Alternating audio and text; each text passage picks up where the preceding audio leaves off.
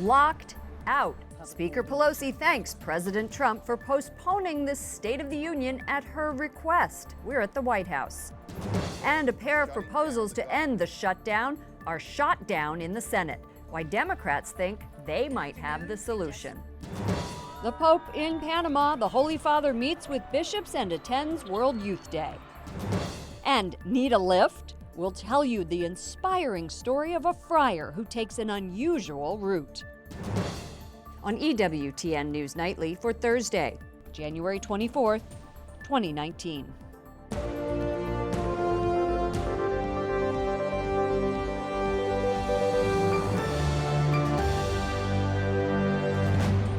Good evening from Washington, D.C., and thank you to those of you joining us from around the world for news from a Catholic perspective. I'm Lauren Ashburn.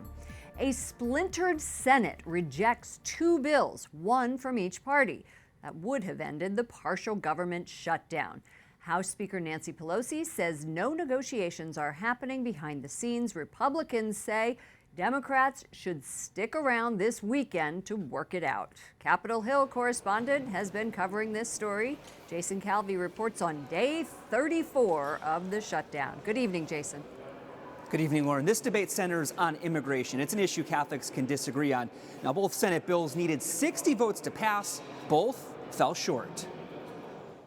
The motion is not agreed to. The failed GOP bill would have protected dreamers for 3 years. The solution today would be, I think the Democrats would sign on if they would give a pathway for the 700,000 rather than a 3-year, 10-year pathway to a green card, citizenship, something of that sort. I think that would go a long way and help them tremendously. Democrats aren't budging on the border wall. The president wants $5.7 billion for it. The GOP plan would have also made it harder for people to win asylum. This Catholic Charity Center near the border in McAllen, Texas, helps some of those immigrants. Maria Orbelina Cortez says she fled an abusive husband in El Salvador. She says her goal is to work and see her children grow, see them forget everything that was done to them. Sister Norma Pimentel, who works here, urges the president to listen. He needs to meet the families that are not criminals. He needs to meet the children and the great number of families that are here asking for protection. But Republican Senator Rob Portman says the journey to the U.S. isn't safe. According to a survey by Doctors Without Borders, over 2/3 of migrants reported facing violence on the journey north. Over 2/3. Including theft, extortion, torture, and sexual assault. These federal workers are protesting the longest federal shutdown in U.S. history. Everyone's responsible for this shutdown, and you know, my job has nothing to do with the border wall, and it just doesn't make any sense to me. The U.S. bishops joined those calls for the government to reopen. They say they're encouraged by the president's openness to protect dreamers and urge it to become permanent. Now, church teaching on immigration is not black and white. The church says we should welcome immigrants, but nations have the right to secure their borders. Lauren? Capitol Hill correspondent Jason Calvi. Thank you, Jason. The Trump administration is allowing a Christian adoption agency in South Carolina to stay in business. Miracle Hill provides adoption and foster care services. It only places children with Christian families. An Obama-era rule required it to change that practice or lose federal funding, but now the Trump administration is allowing it to keep the policy. President Trump has agreed to delay the State of the Union after a back-and-forth battle with Speaker Nancy Pelosi. Both sides say they'll wait until the government shutdown ends. White House correspondent Mark Irons reports. Good evening, Mark. Good evening, Lauren. President Trump concedes there's no venue that can compete with the history, tradition, and importance of the House chamber. He says he's not interested in finding an alternative site for his State of the Union. Now, White House economic advisor Larry Kudlow told us today that the president is eager to address the nation because he has a lot to share. I would love a State of the Union message. I would love to talk about our regulatory reforms and our energy reforms and our immigration border security reforms and lots of other things that will go. Thank goodness we put that matter to rest and that we can get on to the subject at hand. Open up government so that we can negotiate how best to protect our borders. Speaker Pelosi informed the president yesterday that he wouldn't be allowed to deliver the State of the Union to a joint session of Congress next week. It was her third letter to him, first inviting him, then suggesting he rescheduled due to the government shutdown. The president relented late last night, writing, "This is her prerogative. I will do the address when the shutdown is over." And the president is not backing down from his request for border wall funding. He sent a tweet today directed at Nancy Pelosi saying, "We will not cave," but his former chiefs of staff asked the two sides to settle the shutdown. John Kelly and 4 other former Homeland Security secretaries all signed a letter saying the impasse could hurt public safety, Lauren. White House correspondent Mark Irons back from Kentucky. Thank you, Mark. A freshman Democrat from Minnesota who accused students from Covington Catholic High School in Kentucky of being racist on Twitter has deleted her tweet. A video of the students and a Native American activist sparked outrage on social media, but she is still defending her position. I feel sorry for the way that some of them have gotten blame and hurt, but I also recognize that in the way that the video appeared, that there was a Native elder who was intervening. You did accuse them of racism. Do you owe them an apology for that?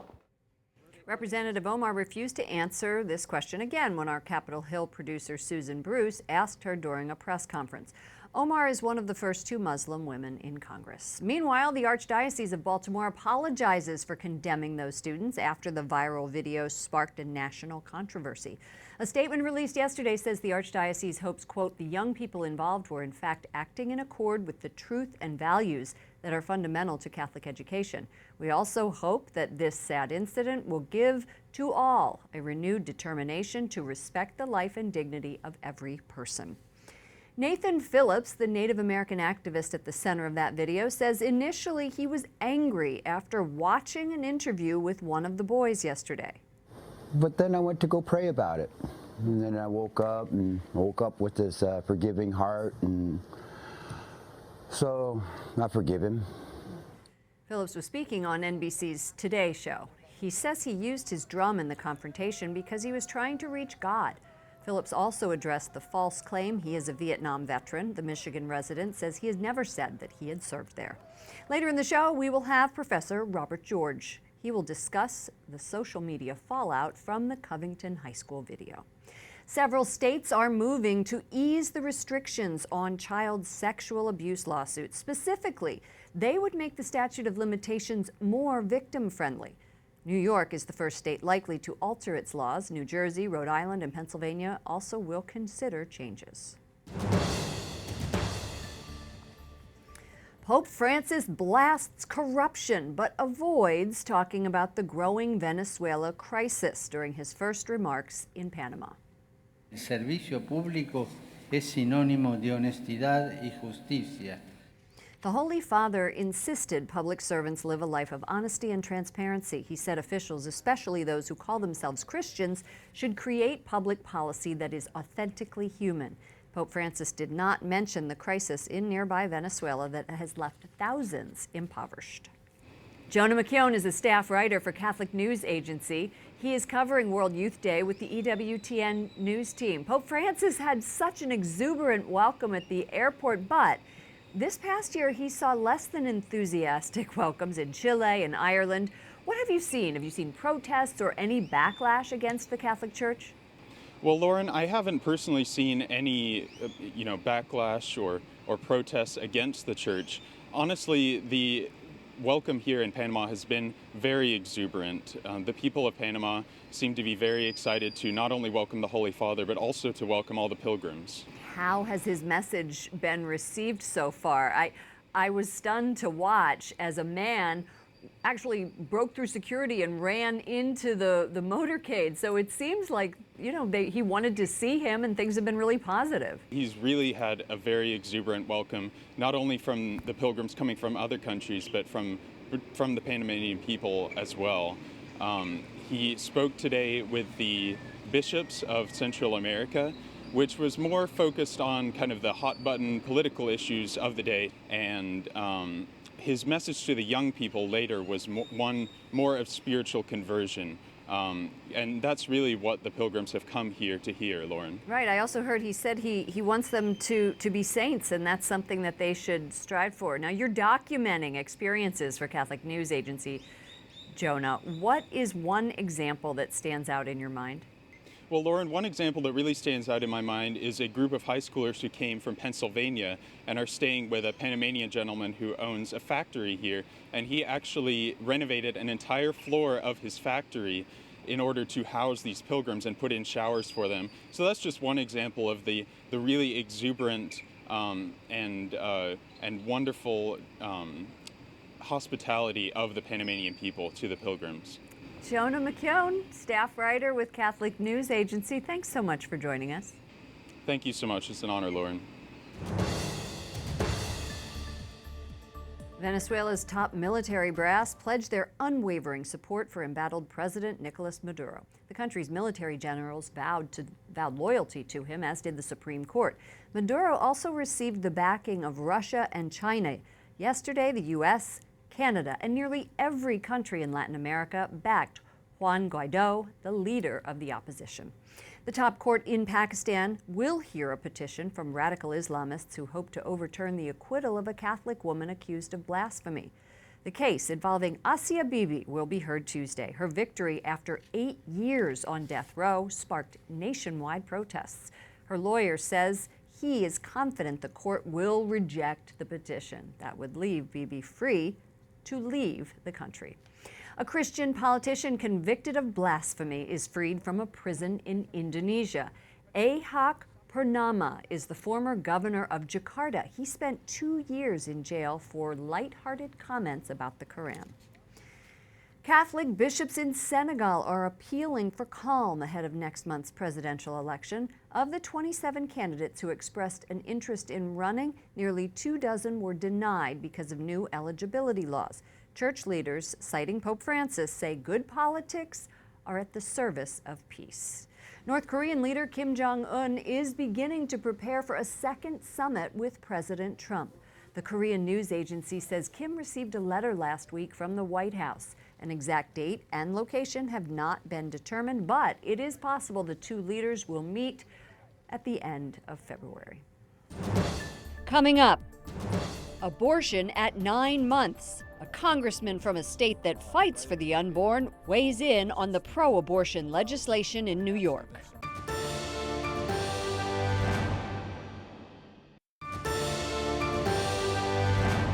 The new governor of Ohio suggests he'd be willing to sign the so-called heartbeat bill. It would ban abortion once a fetal heartbeat is detected. Former Governor John Kasich signed more than 20 pro-life measures, but twice vetoed the heartbeat plan. Faith leaders expressed their disappointment and outrage at the passage of a bill in New York making abortion legal up until birth.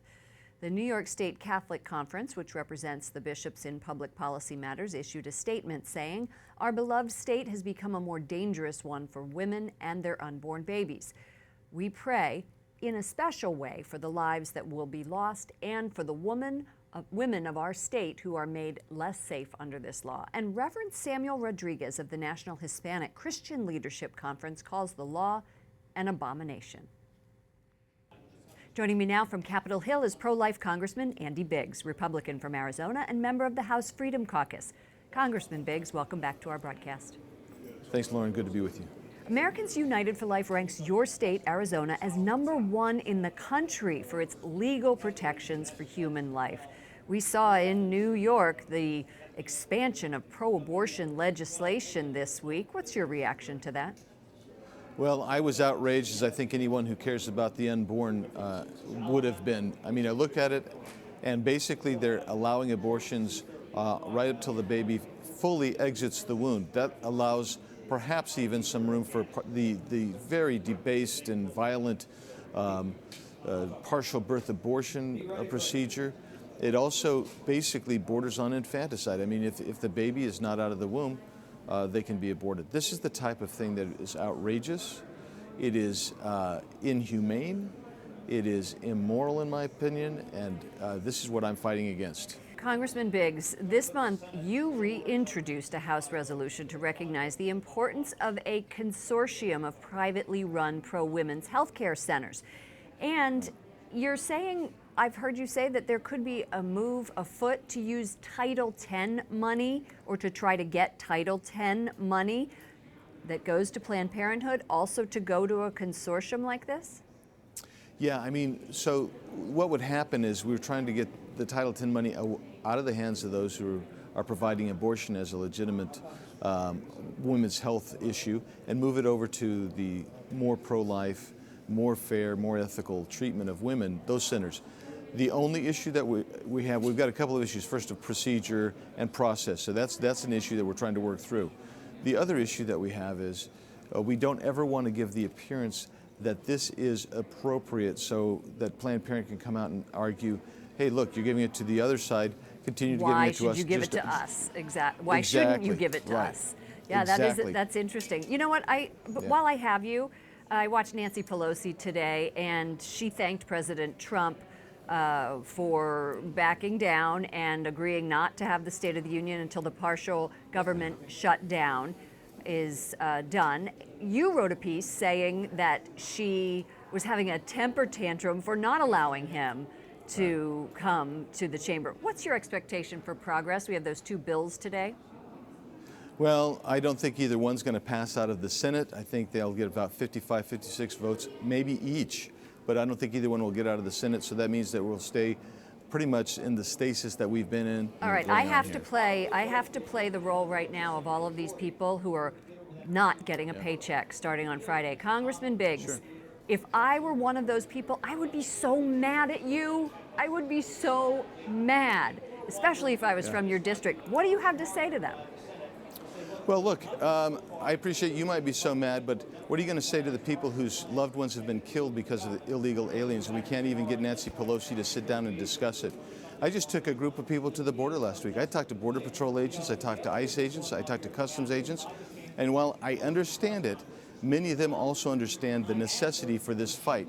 Nancy Pelosi could end this today by giving $5.7 billion, just the way we voted at the House about 3 weeks ago. She's voted to give funding to build the wall before, but she's not doing it now. Why is she not doing it? Because she doesn't like President Trump. I get it.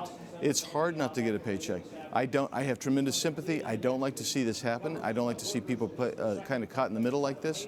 We have provided paychecks to 80% of the federal workers. You've got some workers not working. I've actually introduced legislation to fund the workers who are actually on the job that aren't getting paid. And that's what I was getting to. And that something needs to be done. I've been to the border. I've been with those Border Patrol agents. Yeah. I know what hard work they have cut out for them trying to keep America safe.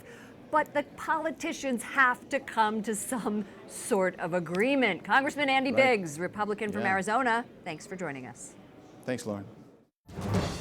Up next, Professor Robert George's mea culpa, why he apologized to the Covington High School students. And a friar hits the road to talk about Jesus.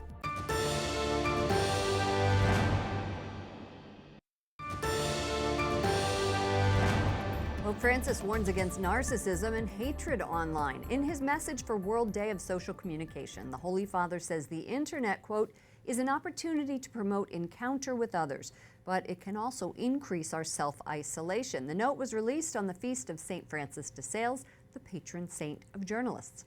Reaction to the video of last Friday's encounter between Catholic school students here in Washington, D.C. for the March for Life and a Native American man was immediate. Once additional footage and context for that video was provided, my next guest was one of the first to issue his mea culpa to the students who had been misrepresented. Robert George, McCormick Professor of Jurisprudence at Princeton University, tweeted, "I apologize to the Covington Catholic boys. I jumped the gun, and that was stupid and unjust. It is I, not the boys, who needs to take a lesson from this." And Robert George joins me now by satellite from Princeton. Robert, welcome back to our broadcast. Thanks so much, Lauren. It's good to be back on your show. Why did you get this wrong? A partial video clip was circulated online. I viewed it. It made it appear as though students were taunting an elderly man. Of course, that's very upsetting. I was brought up to respect older people. And beyond that, of course, I and many others were concerned that the behavior that we thought we saw on the video clip, which of course had been edited, would bring the pro-life movement into disrepute. So I responded by saying that the behavior that I observed on the clip was shameful and that the student should apologize. Within 24 hours, though, I saw the complete video, and I saw that I had been misled by the original clip, and it cast things in an entirely different light. The students were not at all to blame in this matter. Right. So I immediately tweeted out a full and unequivocal apology. As did many journalists who made very similar mistakes. There were calls on social media, however, for these teenagers to be doxxed, to reveal their personal information, and so much of this stuff online is done anonymously. Robbie George, how does anonymity fuel this kind of behavior, and can we hold bad actors accountable? How can we do that? Well, it's hard to do. First of all, of course, there are strict free speech rules, which are good in themselves, but they give people an awful lot of leeway to say things that are wrong and malicious. Now, many of the people who in this case were misled, as I was by the videotape, had no malicious motives. Quite the contrary. They were concerned about what appeared to be the abuse of an elder person, and they were concerned to make sure that the reputation of the pro-life movement wasn't damaged by what appeared to be bad behavior.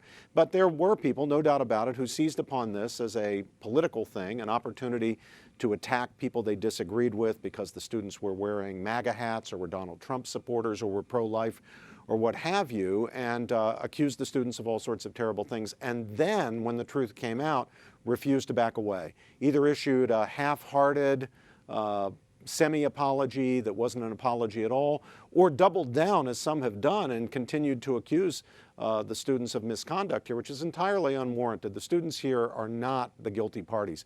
The wrong was done by people like myself, who made the mistake of not getting the complete evidence before we shot off our criticisms, and people who were motivated by malicious ideas, wanting to harm political opponents. Well, we will have much more to come on this case, I'm sure. Prosecutors, investigations, and it will go on for a while. Thank you so much for your candid response. Robert George, McCormick Professor at Jurisprudence at Princeton University. Thank you, Lauren. Finally, tonight, a member of the Little Friars of Jesus and Mary hits the road to share the gospel by using his thumb. Friar Juan Maria hitchhikes and shares his harrowing story about falling face first out of a cradle and into a fireplace when he was 7 months old. 30 years that followed, he had 22 more surgeries on his face. But he sees it as his mission to tell of the great joy and peace he found in the Eucharist and his simple life with Christ. His constant prayer for his heart not to be hardened. For more on this story, including his travels through Louisiana, New Mexico, Italy, visit our partners at CatholicNewsAgency.com. Before we go, somebody wasn't on the broadcast today. I think his name is Wyatt Goolsby, and that's because it's his birthday. From all of us here to Wyatt Goolsby, happy birthday. To all of you around the world, thank you for watching. I'm Lauren Ashburn. Let's keep in touch online. Follow me at Lauren Ashburn on Twitter and at Lauren Ashburn EWTN on Facebook. Good night, and God bless you.